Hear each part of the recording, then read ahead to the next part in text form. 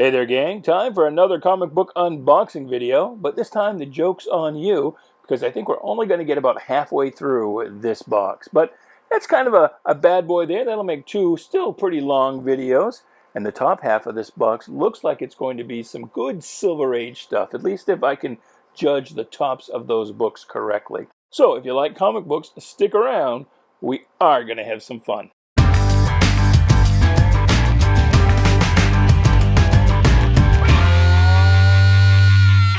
Hey there, Bubby. Welcome to Shanghalla. My name is Duke, and this is an unboxing video. And yeah, like I said in the cold open, I think I'm going to split this one in two. This is kind of a longish, sort of a short box. And so I think we'll still get a good 20-30 minutes out of just looking at the top half, depending on what it is. Of course, I never peek. I have no idea what is in this box. It has been handed off to me to grade for sale on eBay. The seller name, as regular viewers know, is .com Comics. And yeah, so please do like, share, subscribe, comment away, do all the groovy things. Let's not waste any time. Let's crack this bad boy open and see what we've got.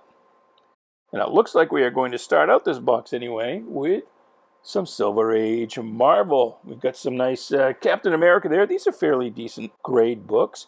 I just did a box that unfortunately I did not grade on camera. But it was really some nice, well, I say high grade, but you know, 6, 5, 7s. That's still pretty high grade for this stuff. Oh, look at this. The Human Torch versus the Asbestos Man. It's Strange Tales 111. I wonder if this is one that was written by Jerry Siegel. He wrote a couple. If I can get into it easily, you can see the edge there. Look how chipped that edging is.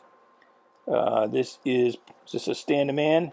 Oh, it's got some glue or something. It is a Stand the Man. Oh, it's got tape. Look at that. It's got some tape down the whole length of the spine. That's why they didn't want to open very well. Well, anyway, Jerry Siegel wrote a few of those Human Torch stories. Jerry Siegel is, of course, the co-creator of Superman. Strange Tales number 145. Captain Marvel number 2 versus the Super Skrull. Number 3. Number 4, looks like we're going to get a nice little run here of Captain Marvel. You know, as a kid, and maybe it's because his other red and black costume was the one that I saw first growing up. These books here kind of predate me, but I always thought that this costume looked just a little kind of, I don't know, too retro. Retro before retro was cool. But now as I look at these books, I don't think it looks as hokey as I thought it did when I was a kid. But still, I don't know that Captain Marvel was ever anything great, ever set the world on fire. Did you read Captain Marvel as a kid? What did you think of Captain Marvel? I say as a kid, but as an adult, as a whatever. Of course, you'd be fairly along in years, even if you did read this as a kid. Here's Iron Man. That's probably one of the more popular issues of this run. And I don't know, it's kind of static. Iron Man just looks like he's just kind of floating there very strangely. He looks like kind of a Macy's Thanksgiving Day balloon. big old iron space balloon. Get some of these out of the way here. We'll keep on trucking. More Captain Marvel. There's the new suit. Very, very nice. Very nice with the white hair. A lot of nice Gil Kane artwork. You can see his GK there. I don't know what a GK is. I was trying to say Gil and G at the same time, I guess. It's kind of like, is it GIF or GIF? Is it Gil or Jill? It might have been Jill. As a kid, I grew up saying Gary Conway.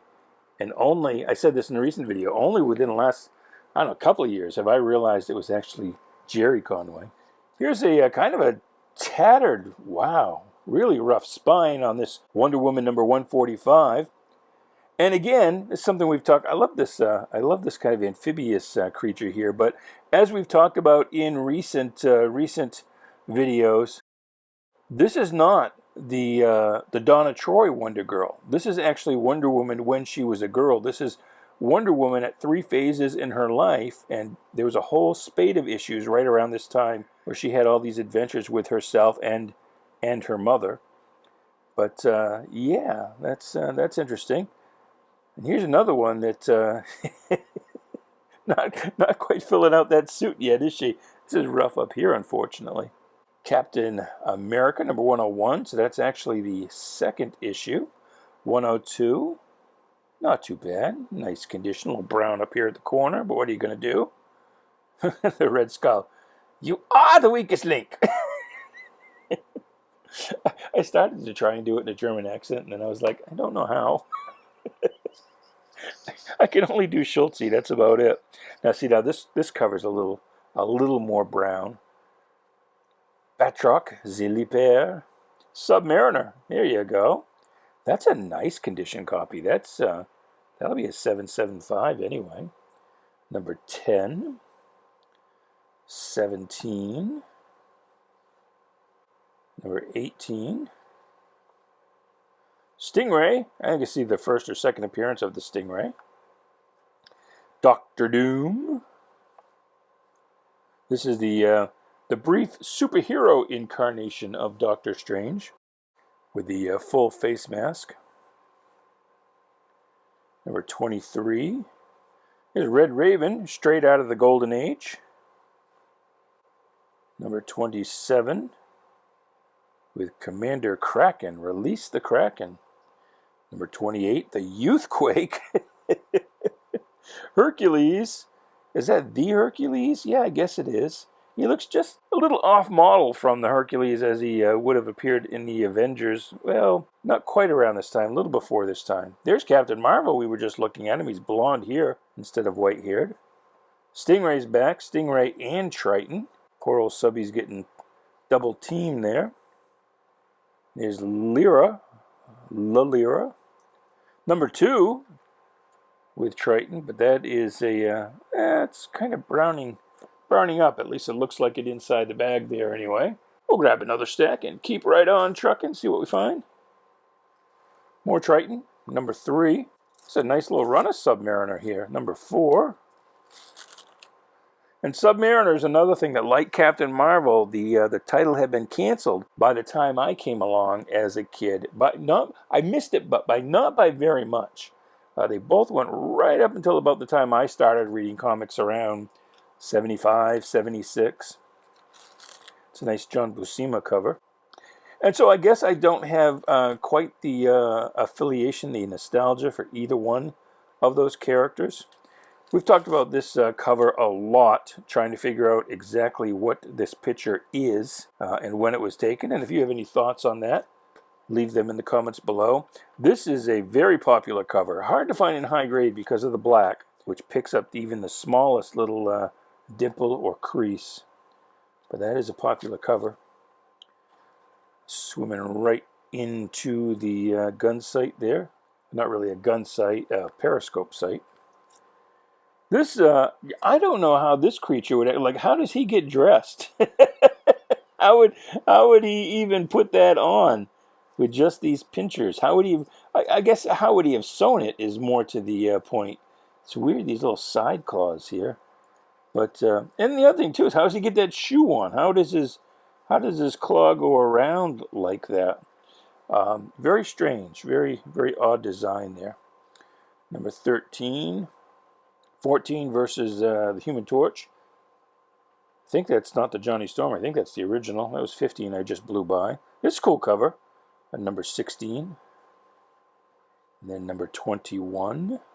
I wonder if in the upcoming Black Panther movie, which is allegedly, supposedly, going to star or co-star Submariner and Wakanda's war with Atlantis, I wonder if the Atlanteans will be blue-skinned. I don't know. There's Tiger Shark with an actual shark. Actually, it looks more like a whale here, but I'm not sure. Number 25, Namor Battles, the Human Race. There's some more blue skins. And here is the Spectre in Showcase. This one feels, got more, another one with tape all along the spine. Tape in it. That looks like it's burnt. Somebody burnt this book?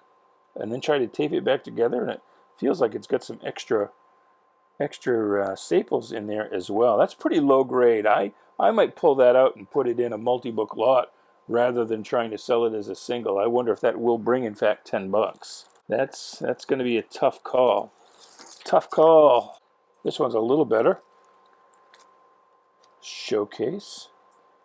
And you got to wonder, you know, after the first few tryouts, once DC brought back the Justice Society, they kind of stopped updating the Earth 2 characters for Earth 1. And you got to wonder, what would the Spectre have been like if they had done an Earth 1 Spectre? I don't know. What do you think? That's kind of a cool cover. Kind of a little goofy, I guess. Spectre's head doesn't quite fit on the body there. It's not quite in proportion or at a really good angle. And this is more kind of looking like Macy's balloons than actual people. This is cool. I wonder if this is Neil Adams. Neil Adams did a few issues of the Spectre series. Doesn't look it. Nope. Jerry Grandinetti. Now, Grandinetti, I guess. But old Jerry there, I like his artwork. And he was a veteran of the Will Eisner studio. And so, you know, he knew how to draw. But that's quite a dynamic. You can imagine back in the day when that was brand new, and those colors and that white just popped, and the Spectre's pointing right out at you. You would have felt like, do you dare look into the eyes of the Spectre? That might have worked against it. You might not have picked that book up because you would have been scared of it. Here is Captain Atom, number 89. I think the numbering picked up from Space Adventures, if I remember correctly. But that is the Steve Ditko version of the character. Here's some more Ditko goodness, inked by Frank McLaughlin. That's number 88. And is that? It is. It's another one. We got two of them. What do you think of that? That's pretty cool. This one is a good one. Redesigned costume, still by Ditko, with Dr. Spectro, which is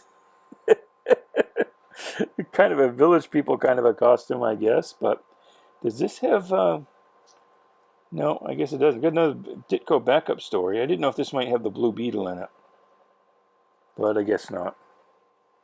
Spider-Man versus Wolverine. I'm actually going to pull that out, and I'm going to put that aside into our X box. It's looking like our mystery box for February is going to be an all X-Men mystery box. X-Men and related things like New Mutants and X-Force and X-Factor. I had to think for a second.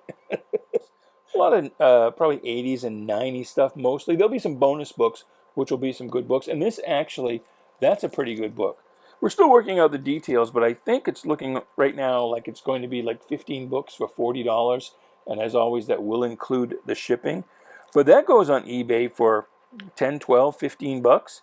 And so that would be a good book, you know, as part of the regular 15 book set. I think it'll be 100 boxes again. And there'll be you know, 1 in 10 bonus book. And then probably one overall grand prize book. Here is Thor. This is a classic from the Steve Englehart Marshall Rogers run of Detective Comics. It's another exciting issue of Detective Comics. The classic Todd McFarlane covers from this run, year 2. It felt like there were 2 books in there, but I guess not. But there is another one of those.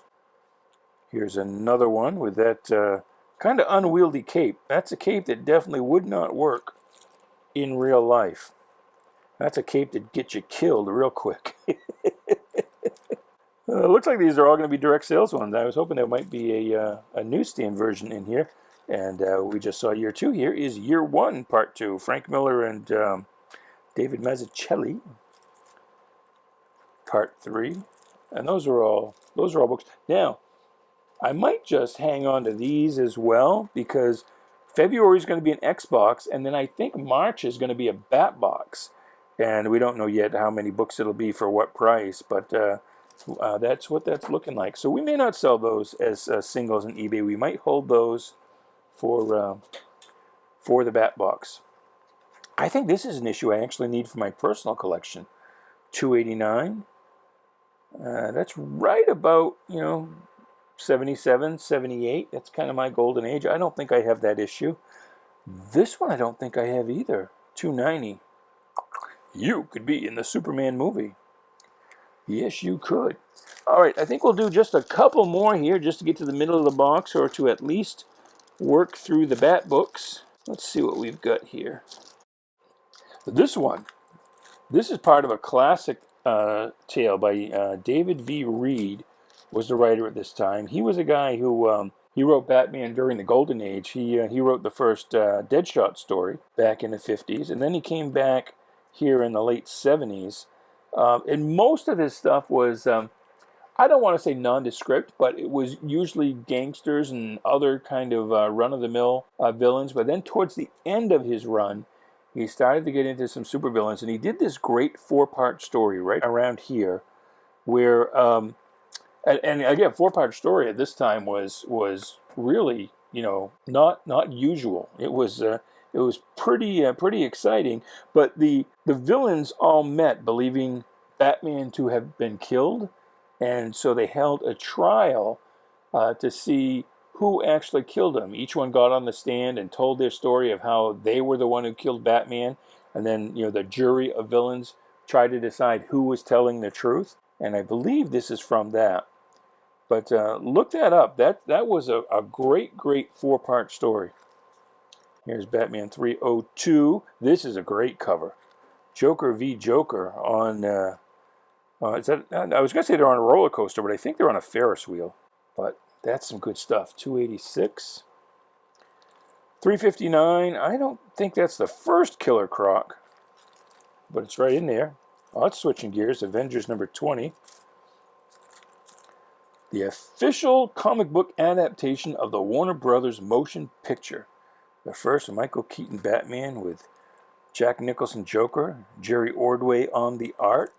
You know, it's funny, they really don't do movie adaptations anymore. You think they would. You think that they would do adaptations, maybe with some extra bonus material that, you know, fans of the superhero movies might then find a comic book store. Or you might think that they would put like a vending machine in a movie theater lobby with some regular books and maybe an adaptation or two of whatever movie was out at that time. You'd really think the movies could be used as marketing, but they don't even do a regular adaptation like this anymore, and consequently the movies have at least as far as I've seen, they have very little impact on the sales of comic books. And that's too bad, because you think they could really be used as a marketing tool. Death in the Family, I believe this is the final part, number 429. Batman The Dark Knight Returns, that's number 4. You always want to check these when you get them, see which printing you have. Same with this, with Carrie Kelly on the cover. This is, I believe, this is the first Tim Drake in the Batman costume. Robin costume, I mean. Oops.